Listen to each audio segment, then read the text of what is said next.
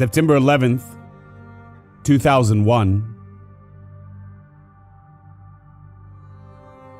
A day we promise to never forget.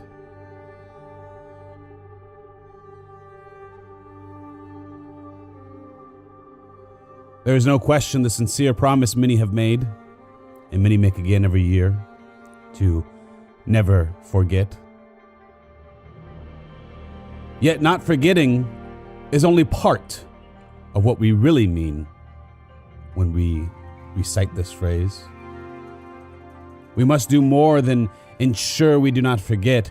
We must also ensure our future generations know of what happened and that they too heed the lessons from that day. To accomplish this, we must first ensure our youth knows the description of events that occurred. Our charge every year is to retell the story, to write about it, to read about it, to listen to it. Just as with great stories of the Bible, we repeat the history of Moses leading the Israelites from Pharaoh's land of Egypt. And we tell repeatedly how David overcame Goliath. We do this so that these chronicles are not forgotten by us or by our children. It is the retelling that ensures these narratives last and that the lessons they provide do as well. Over 120 years ago, Americans were chanting, "Remember the Maine," which was a pivotal catalyst hastening the inevitable Spanish-American War, costing hundreds of American lives. Whether the conclusion of the Maine's sinking was accurate or not, very few remember the USS Maine today. People do not remember the Maine today or the chant because we stopped telling the story. But for this event, we cannot allow such a fate. The unequivocal evil that occurred on that horrifying day must be revisited annually. Many adults, including voting adults, were not even alive to witness the events unfold those 20 years ago.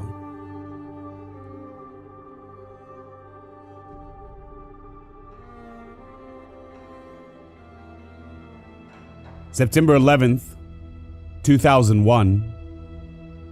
A day that started as a common morning in America. Nobody yet knew that 19 maliciously plotting members of the Islamist terrorist group named Al-Qaeda boarded 4 separate commercial airliners filled with men, women, and children. I would like to thank you for choosing United. At 8:46 a.m., the first of the terrorists accomplished their audacious mission on American Airlines Flight 11. American 11, are you trying to call? Nobody move. Everything will be okay. If you try to make any move, you'll danger yourself and the airplane. Just stay quiet. They hijacked the plane and flew it directly into the North Tower of the World Trade Center in New York, killing all on board and ensuring the sudden death of hundreds inside the tower. This just in, you are looking at obviously a very disturbing live shot there. That is the World Trade Center, and we have unconfirmed reports. In a matter of moments, that a plane has national news channels had the disturbing image on television screens across the country. At first, there were unconfirmed reports that a small plane accidentally flew into one of the 2 iconic towers, which represented America's command of the world economy through free trade for decades. Moments later, the second plane, American Airlines Flight 77, was taken over above southern Ohio. And at 9:03, the third plane, United Airlines Flight 175, was flown into the South Tower of the World Trade Center. This confirmed to the country what few had thought possible. America was undergoing a highly successful attack on its own land. Pandemonium erupted at the scene of the towers as thousands tried to flee for their lives away from the two burning buildings. Others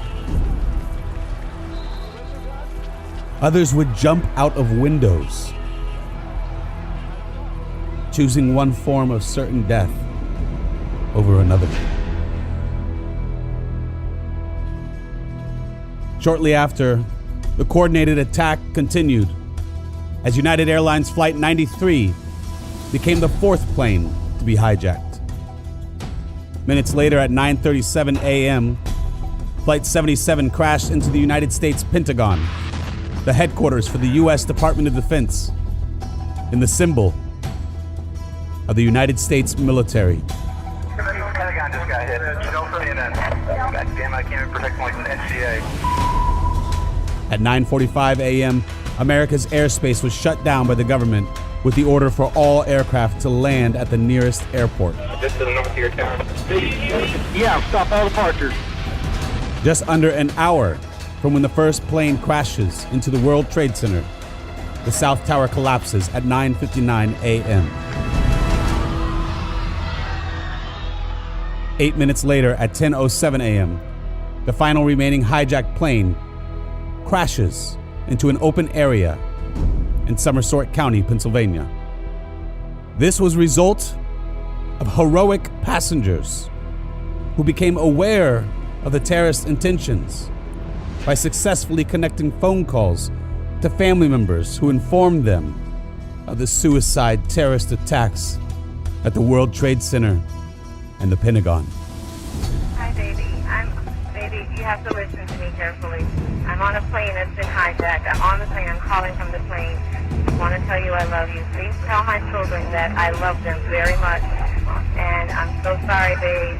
I hope to be able to see your face again, baby. I love you. Bye. The passengers attempted to take back control of the plane. And because of their bravery, the plane did not reach its assumed destination of what is to believe either the White House or the U.S. Capitol building. By 10:28 a.m., both towers of the World Trade Center had totally collapsed before the eyes of the entire world on live television. In complete horror, we witnessed people running from the collapsing towers that still had so many still trapped inside, unable to evacuate in time. The heinous events of this day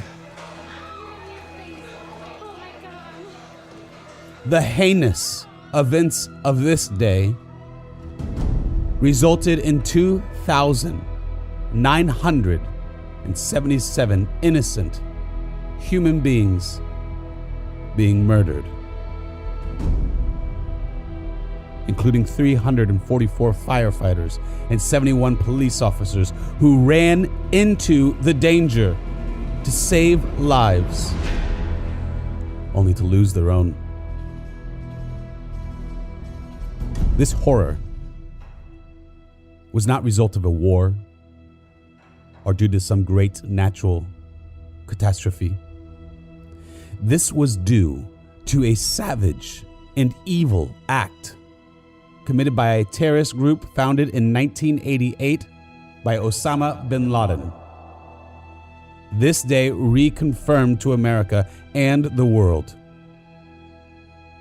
that evil is real. Pure evil exists, and we must never forget that.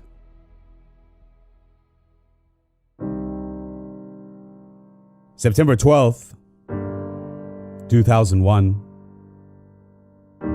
The sun rose, and America rose with it. In the face of terror and evil, the people of both small communities and large cities across the country united in spirit and became one. People were giving blood. They were racing to New York City from across the country to help with aid. They were giving money, and many other charitable initiatives were instantly being put into place in a vigorous and passionate manner. Just as with moments of crisis past, such as with the attacks on Pearl Harbor, we showed the world that we are a people. E pluribus unum, out of many, one.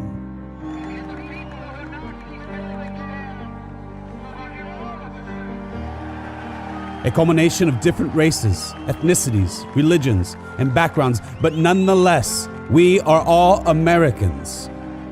The flag of our country was everywhere in the coming weeks, placed upon houses, cars, storefronts, clothing, and street corners. We rallied by the symbol that the terrorists were wanting to destroy. Everyone was afraid, everyone was distraught, but everyone was united.